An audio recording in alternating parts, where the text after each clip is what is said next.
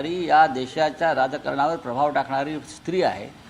पुढे त्या देशाचा पंतप्रधान म्हणून त्याने जे काम केलं तशाच त्याच पद्धतीनं सुनेत्राताई पवार काम करतील. असे काँग्रेसच्या कार्यालयावरती हल्ले वगैरे करण्यापेक्षा त्यांच्या लोकांनी लोकांच्या प्रश्नांना उत्तरं द्यावीत. बरं असं आहे की त्यांचा जो पक्ष आहे हा अमित शहांचा पक्ष आहे, हे सगळ्यांना माहिती आहे. मग अमित शहा जसे सध्या लपून बसलेले आहेत ती भूमिका त्याने स्वीकारली आहे का? अमित शहांना आम्ही प्रश्न विचारतो आहे की जंतर मंतरवरती लाठीमार कोणी केला, जंतर मंतरवरती पॅलेट गन्स कोणी चालवल्या, आणि ते मौन बाळगून आहेत. म्हणजे ते गुंगागुड्डा, त्यांना गुंगागुड्डा म्हणावं लागेल ना. मोदी गुंगागुड्डा. आज पुन्हा म्हणजे गेल्या काही दिवसांपासून कामकाज होत नाहीये. होणार नाही, होत नाही, यापुढे होणार नाही.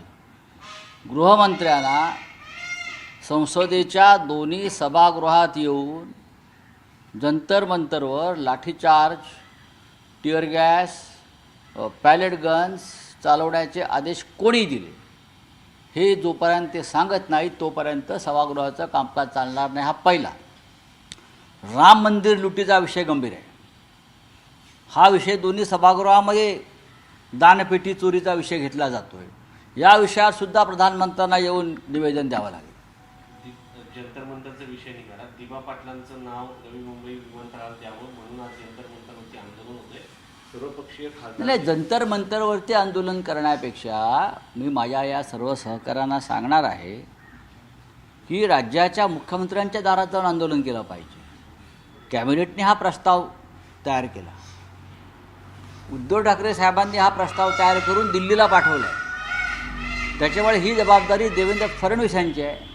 आम्ही सगळे त्या आंदोलनात संध्याकाळी जाणार आहोत. आमचं कोर्टाचं काम संपलं, सुप्रीम कोर्टाचं, की आम्ही जाऊ. नरेंद्र मोदी त्या उद्घाटनासाठी आले नवी मुंबई विमानतळाच्या, तेव्हाच ते नावाची पाठी झळकायला पाहिजे होती. ती झळकली का? याला जबाबदार कोण आहे? राज्याचे मुख्यमंत्री देवेंद्र फडणवीस, उपमुख्यमंत्री एकनाथ शिंदे हे जबाबदार आहे.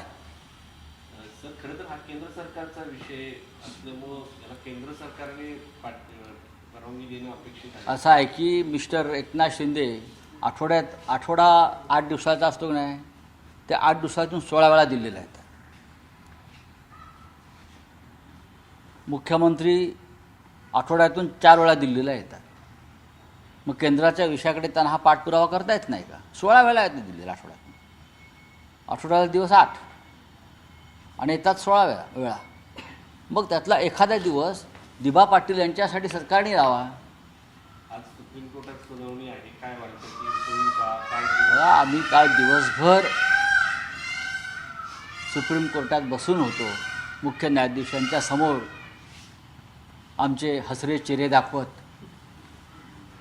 तेही आम्हाला पाहत होते, आम्ही त्यांना पाहत होतो.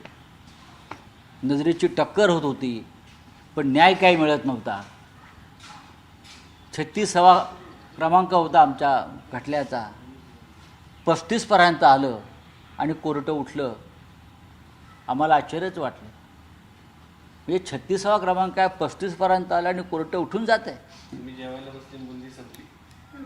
ते आता बुंदी आता आमच्या ताटात कधी पडेल आम्ही बघू. पण त्यानंतर आमचे जे सुप्रीम कोर्टात आमची जी बाजू मांडतायत कपिल सिब्बलजी, देवदत्त कामतजी, असीम सरोदेजी, कपिल सिब्बल यांनी सांगितलं की आम्ही सकाळपासून इथं थांबलेलो आहोत आणि आमचा